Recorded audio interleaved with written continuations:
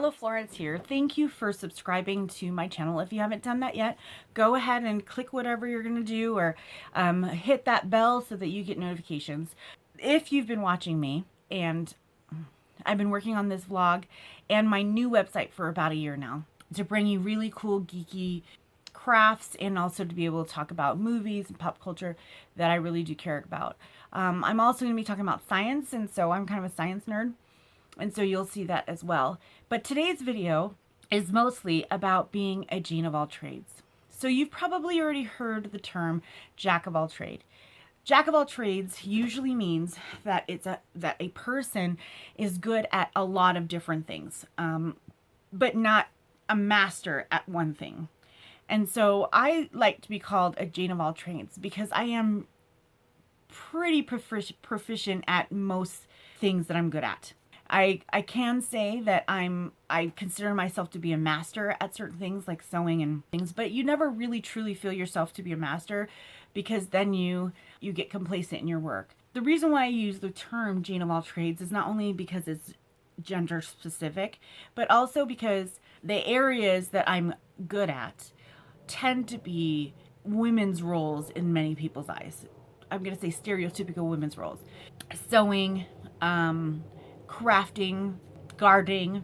These things have over the years been kind of pegged towards women, which I know there's a lot of people who are men who like these same things. My mother, who was a seamstress, was not the one who taught me how to sew. It was my father, who was a sailor. So it's, it really doesn't matter about your gender, but I kind of like the term Jane of all trades. So now, being a Jane of all trades, I get questions all the time from people I love, family members, acquaintances, people I just meet at conventions, and they say to me, how can you do everything? They usually will say, well, that's super ambitious. I wish I could do that. Things like that. And so ambitious in this sense usually means that they don't think that you have enough time. So they're saying, oh, that's super ambitious. How do you find the time to do that? Or B, how are you good at everything? How can you do all of those things? And my answer to that is that I am old enough and mature enough to have been trained in several different things over the years.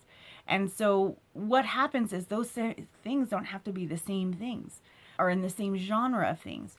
So I'm a seamstress. I've been a seamstress, and I'm going to say aspiring fashion designer since I was 13. I designed my first dress at 13. We couldn't afford a lot of clothes, and I had grown quite a bit, and so I just picked up some needle and thread and some fabric and made myself a dress. So all these years have passed since then, and now I can make dresses, coats, costumes, things like that. And I didn't go to school for any of them. I was a stay-at-home mom for 10 plus years, and so a lot of this was trial and error, learning over the internet. YouTube, hey, YouTube is great for learning those things. I'm also a podcast producer. Starting about 5 years ago, I became a podcast producer, and it was a voluntary position. I had never done it before. I didn't know anything about editing, any audio or video, and I didn't know anything about mics or anything, and I had to learn how to do that from scratch about 5 years ago. And now I am a podcast producer for some local firms and things like that. And as you will find out, that this video series also will become a podcast in the future. But these are skills that I was able to learn, and I was able to perfect, and I was able to become an expert at. And I think that's one of the biggest fallacies that we have as women, who rather we went off and had careers, or we decided to stay home and have our family as our career. We kind of feel that we are pigeonholed into the thing that we've been doing all these years. And yet many of us have multifaceted hobbies or things that we like to do. So when you get to that point where you want to be more creative, where you want to branch off, or you are ready for a career change, you'll hear a lot of people who really truly care for you say, are you sure? Isn't that a little ambitious? Ugh, are you sure that's going to happen? And And the first thing that I think our modern minds will say is well, screw you. I'm going to do whatever I want. But I'm going to have to say that it's almost better to say, oh, okay, this person loves me. This person's been around for a long time. And this person's being honest with me. And to kind of look at your plan and say, okay, I have this plan. What can I do that's a little bit more precise? And why this reminds me of this is whenever I set out to do something, I write out the plan, or I sometimes will do a visual plan with like collages or whatever. I'm kind of artsy that way. And then my mother's voice in the back of my head will pipe up and she'll say, "Oh, you are so ambitious.